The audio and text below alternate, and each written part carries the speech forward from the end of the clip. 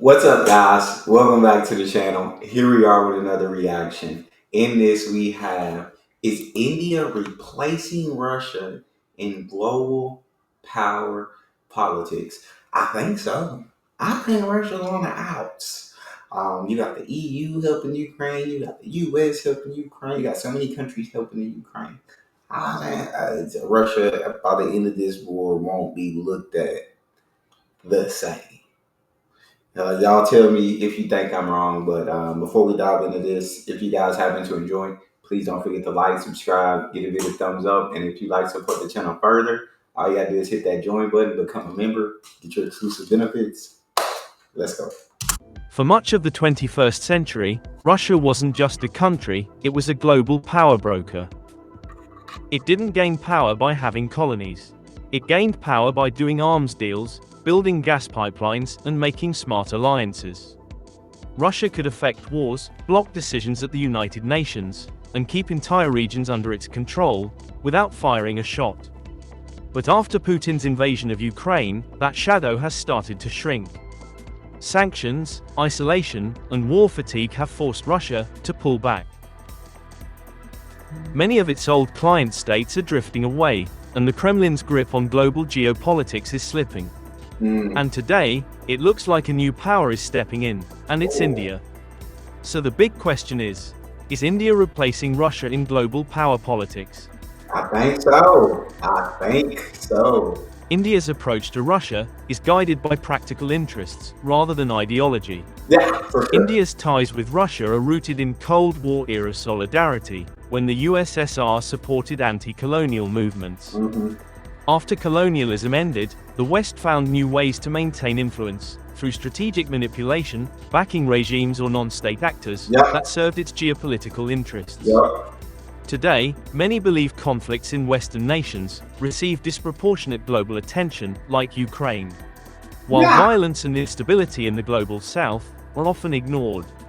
They often ignore violence in Africa, Asia, or Latin America, where millions also completely agree. And I think Josh Carr said it best in his interviews, right? We're talking about the West, Europe, US, North America, I guess in a sense. But yeah, what he said, but he was talking about Europe specifically in this one, but the US would be involved. But you can't get away thinking Europe's problems are the world's problems, but the world's problems aren't Europe's problems. Like, that's just hypocritical. And so there's all of these conflicts. I definitely in support of Ukraine against Russia. But there's so many conflicts in the world that happen that don't get talked about because they're in places in the world. It seems like so many people just don't know about or don't care about. And I think India, that's why I love India's rise, bro. I think them rising to power gives a voice to a lot of those countries that have been voiceless for so long. Like, India is not about like, hey, we run things. India is more like, let's run things together. Let's cooperate and find out how we can all best serve our countries and live together in this world. Suffer. India mirrors this pragmatism. It avoids taking a strong moral position on the Ukraine conflict. From India's perspective, the West's outrage over Ukraine seems selective. India feels the West didn't care much when Pakistan attacked India in the past. Agreed. So why should India jump to support the West now? Agreed. Similarly, US support for Afghan Mujahideen during the Cold War helped fuel the rise of Al-Qaeda, part of a pattern that many in the global South view with deep skepticism. This sentiment underpins a broader frustration with Western double standards. Today, India's foreign policy favors a multipolar engagement, carefully maintaining relationships with Washington, Brussels, Beijing, and Moscow. Strategically, India still relies on Russian maintenance and parts for its aging Soviet-era defense systems, which creates a long-term dependency for upkeep, upgrades, and training. Russian oil, offered at discounted rates, is also vital for India's fast-growing economy. At the same time, India also uses its relationship with Moscow as a bargaining chip in negotiations with the West, and the underlying message is, if you don't want us to buy from Russia, give us a better deal. That's it, exactly. Exactly. It's literally that simple. Offer us a better deal. You're telling us you don't want us to buy from Russia, but you also want to don't want to match their price, right? You don't want to be competitive with the same prices they're giving us.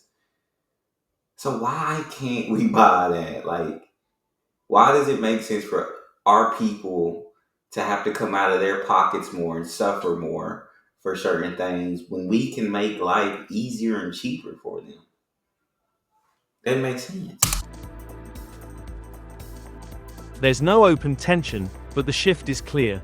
India-Russia military ties remain largely stable, with core collaborations like the S-400 missile system and AK-203 rifle production still moving forward. High-level coordination continues, via logistics agreements and joint upgrade talks. Yet, the relationship is clearly shifting. Over time, India has started to reduce its dependence on Russian weapons.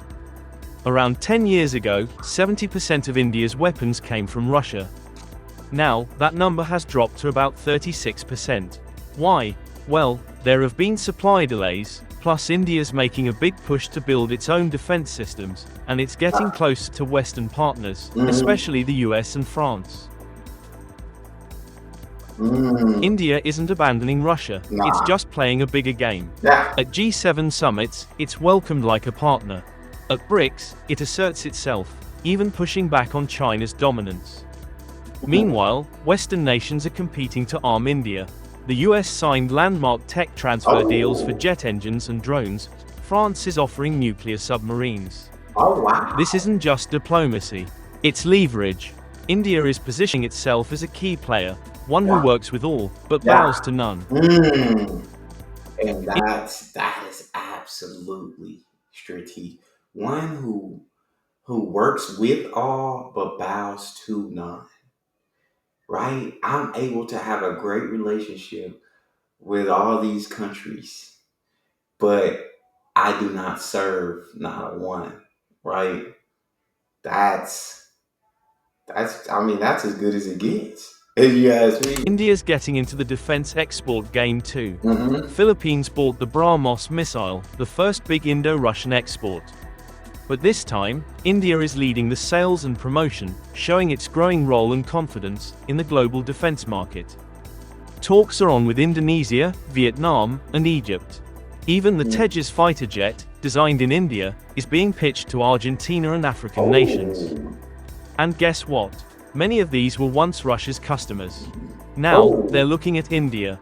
Global trust in India is rising. Not because it's perfect, but because it's seen as a balancer, not a bully. And it offers an alternative to the China-Russia axis without becoming a puppet of the West. So, does India have any real influence over Russia? India's been walking the diplomatic tightrope pretty skillfully. When the Ukraine war began, Western countries stopped buying Russian oil. India stepped in, buying it at discounted rates. This helped India manage its fuel costs, and help Russia keep its economy running, despite sanctions. So yes, India gained some leverage, but only to a point. For Putin, showcasing ties with countries like India, China, and Brazil helps him project that Russia's not globally isolated. He even calls them the world majority. It's more about optics, but it matters. And here's something important. India is the world's largest democracy, and the fact that it continues to engage with Russia gives Moscow a certain legitimacy. It allows Putin to say, look, even a major democratic power is standing with us. True. That matters symbolically, especially as Russia tries to counter Western narratives. That's a fact. When Putin hinted at using nuclear weapons, both India and China reportedly warned him against it. That was one moment where India's pressure worked, at least diplomatically. That's where we got to draw the line. We don't want to get involved in the fight, but the nukes, like, that could start a chain reaction that end up destroying the entire world. But let's be clear, Modi can influence Putin's tone, not his decision to keep the war going. Still, Russia leans on India's friendship. to look less isolated, and India benefits from energy deals and military partnerships. Meanwhile, the US is watching all this closely. Trump, for example, has threatened sanctions on countries trading with Russia, including India. But India didn't panic. Its oil minister basically called it a negotiation tactic. In Washington, serious policymakers knows pushing India too hard would backfire. Yeah. Why? Because they need India as a counterweight to China, especially if tensions rise in the Indo-Pacific. Yet, you feel like the administration in place right now is pushing India too hard. Right now, uh, raising those tariffs on India. Right now, threatening sanctions if they continue to buy oil from Russia. And so, it feels like it is happening. So, can India keep this balancing act going? For now, yes. India isn't seen as a threat like China or Russia, so it's in that sweet spot, influential enough to be courted, but not pressured into choosing sides. But if the US pushes too hard with tariffs, loyalty demands, or sanctions, India might just say, "We're not picking sides," and step back into non-alignment.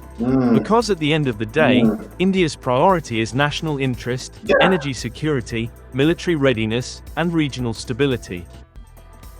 Russia may be weakened, but it's still useful. And the US? It needs India to help manage China, Pakistan, and the whole South Asian chessboard. So if Washington plays this wrong, it could lose a key partner, right when it needs India the most.